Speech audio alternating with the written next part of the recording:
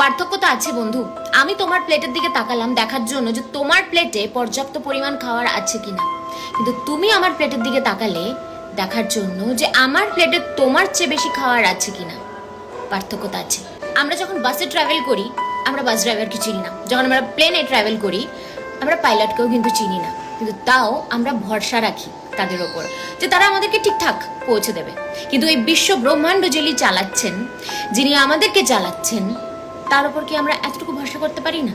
লোকে সারা বছর পাপ করার পর যেভাবে গঙ্গায় ডুব মারতে যায় পাপ রিমুভ করার জন্য, গঙ্গাপুত্র ভীষ্ম যেখানে পাপের হাত থেকে রেহাই পায়নি, তোমার মনে হয় আমি আর তুমি ছাড় পাবো? জন্ম নেওয়া ভাগ্যের ব্যাপার, মৃত্যু সময়ের ব্যাপার, কিন্তু মৃত্যুর পরেও লোকে তোমায় মনে রাখবে এটা কর্মের ব্যাপার। প্রবলেম সবার লাইফে।